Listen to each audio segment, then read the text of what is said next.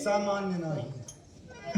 सामान्य नाही नाही दैत्यगुरु शुक्राचार्य यांचा शिष्य पुत्र कोणाला नाव अतिकार चांगलंय. चांगलं नाही चांगलंच आहे. त्यांच्या आशीर्वादासाठी इथपर्यंत आला नाही. तुला आशीर्वाद देण्यासाठी आलो. मला ओय तुमच्या बोलण्याचा अर्थ एकच. आजपर्यंत दैत्यगुरु शुक्राचार्यांसमोर तू राहिलीस, पण याच्या पुढे तू मला हवी. काय होय. तुम्ही काय बोलताय हे कळतंय का तुम्हाला? मला तरी असं वाटतं की आज ज्यांचं नाव तुम्ही घेताय ना, अगदी ती गुरुदेवता म्हणून तुम्ही सांगताय. होय. मग त्यांची धर्मपत्नी मी आहे. असू देवात मला तिच्याशी घेणं घेणं काही नाही. मग जर का मी त्यांची धर्मपत्नी आहे, मग तुमच्यासाठी कोण आहे? ते काही मला माहितच नाही. तर मी नाते विचारत नाही. मला फक्त एकच महत्वाचं, माझ्या भावना, आणि त्या भावना पूर्ण होणं गरजेचं आहे. याच्यासाठी तू माझ्या बरोबर चल, लग्न करूया. ते माणसानं, मी माणूस नाही, मी दानव आहे.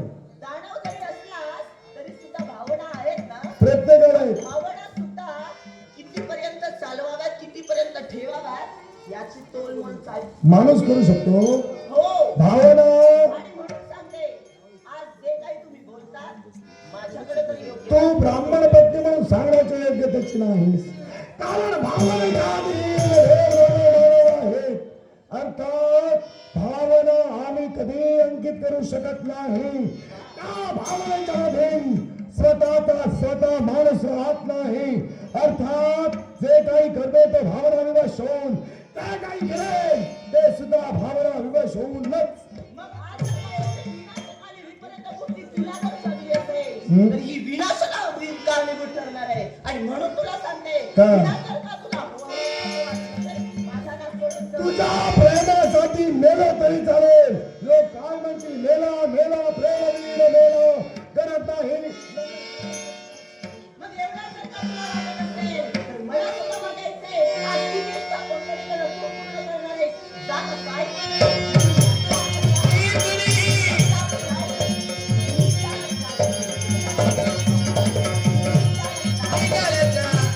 निघालायचा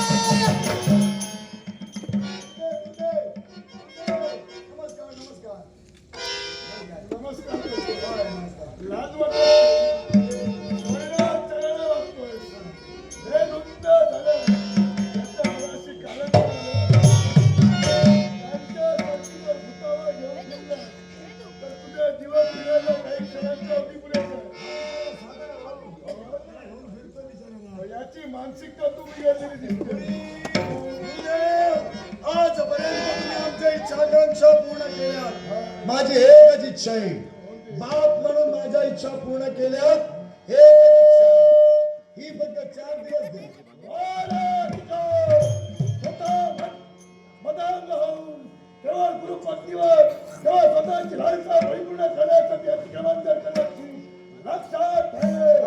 होत्याचा नव्हता करी. मग काय करू शुक्राचार्य, अधिकार म्हणजे मेणाचा भाऊला नव्हे, हाडा मांसाचा गोळा आहे आणि हाडा मांसाचा गोळा चोळा मोळा केल्याशिवाय राहणार मला माणसाचा बोलायला मी पुन्हा जीवित केलं. जिथं पुन्हा जीवित करू शकतो तिथं भस्मात सावध सुद्धा मी करू शकतो.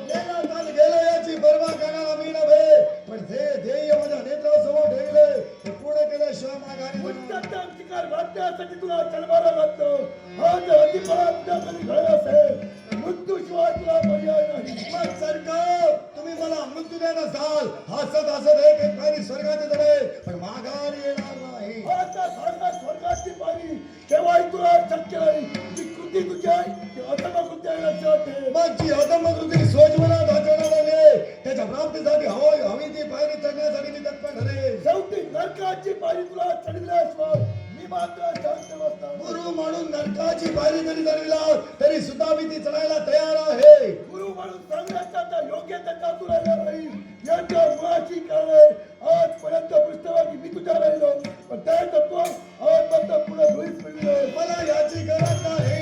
आजपर्यंत स्वतःच्या हिमतीनं अस्तित्व निर्माण केले, याच्या पुढे स्वतःच्या हिमतीनं निर्माण केले. स्वतःच्या हिंदीला याच्या पूर्वी मिळालेलं असतं. पृष्ठभागी मी होतो, तिचा पृष्ठभाग नाही.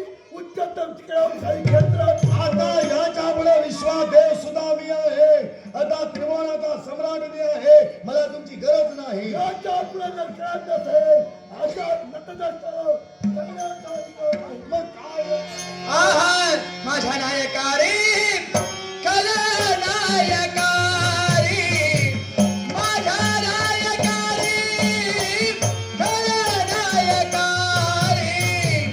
पुन्हा येईन शब्द तयाची आज खरी ठरली पुन्हा येईन शब्द तयाचे पुन्हा येईन शब्द तयाची आज खरी ठरली खलनायकारी खलनायकारी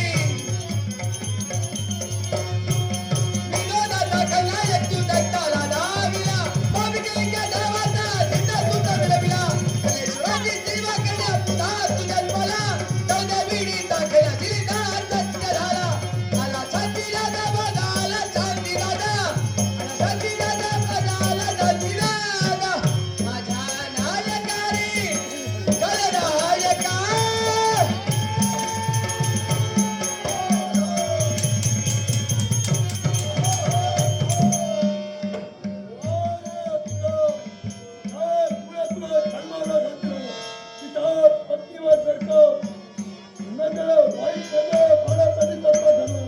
आजपर्यंत तुमच्या पृष्ठभागी